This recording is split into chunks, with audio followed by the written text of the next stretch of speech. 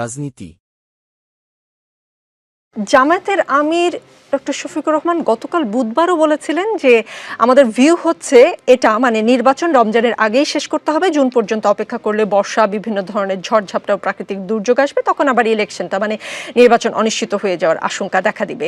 সেই জন্য আমরা চাইছি ওই আশঙ্কার আগেই যেন নির্বাচন হয়ে যায়। কিন্তু আজকে জামায়াতের আমির বলেন তারা মানে বিদেশিরা আমাদের দেশে নির্বাচন নিয়ে জানতে চেয়েছে যে এই নির্বাচন কখন হবে, কিভাবে হবে। আমরা বলেছি অনেক ত্যাগ এবং চেষ্টার বিনিময়ে যে পরিবেশ এসেছে সেই পরিবেশ তিনটি ম্যান্ডেটরি জিনিস দাবি করছে। আজকে আমরা শুনলাম তিনটি ম্যান্ডেটরি জিনিসের কথা। তিনটি দাবি বিস্তারিত দর্শকরা নিশ্চয়ই জানেন বা যমুনা টেলিভিশনের নিউজেও দেখেছেন। জামায়াতের আমির এটাও বলেছেন শর্ত পূরণ ছাড়া মার্চ ফেব্রুয়ারি কোনো কিছুই ঠিক থাকবে কিনা আল্লাহই ভালো বলতে পারেন।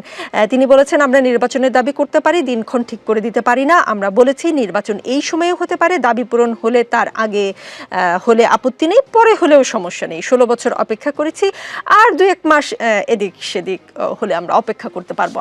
মানে কোনো কারণে কি মনে হওয়ার কোনো স্কোপ আছে কিনা যে তিনি গতকাল যে অবস্থানে ছিলেন ঠিক আজকে 24 ঘন্টা পর তিনি তার অবস্থান থেকে সরে এসেছেন খানিকটা হলেও?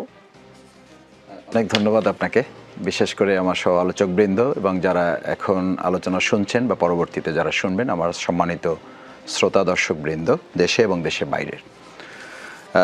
তিনটি বিষয় প্রথমে ছোট করে বলি। একটা হচ্ছে বাংলাদেশ জামাত ইসলামী যখনই নির্বাচনের প্রসঙ্গ আসছে, আমরা একটি গণতান্ত্রিক এবং জনগণের দল হিসাবে নির্বাচনমুখী কার্যক্রমই আমাদের কাজ।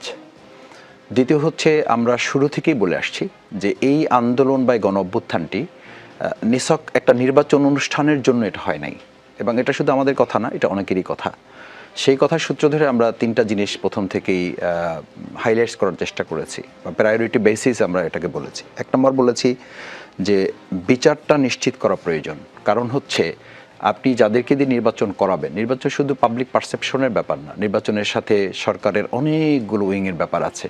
যারা এই 17 বছর দেশ পরিচালনায় একটা মানে জনগণের ম্যান্ডেট ছাড়া নির্বাচনগুলো সম্পন্ন করেছে, দিনের ভোট রাতে করেছে, জনগণের ম্যান্ডেট ছাড়া তারা নির্বাচনগুলো সম্পন্ন করে ফেলেছে, সেরকমই একটা মেকানিজম আপনি ঠিক 6 মাস 7 মাসের মধ্যে হঠাৎ করে পরিবর্তন করে খুব অংশগ্রহণমূলক অবাধ সুষ্ঠু একটা নির্বাচন আপনি করতে পারবেন, এটা শুধু অকল্পনীয় না, এটা অসম্ভবও। যে তার কিছু চিত্র কিন্তু আমাদের সামনে আছে। আমরা প্রায়শই লক্ষ্য করি সরকারে যারা আছেন, আমরা যারা মাঠ পর্যায়ে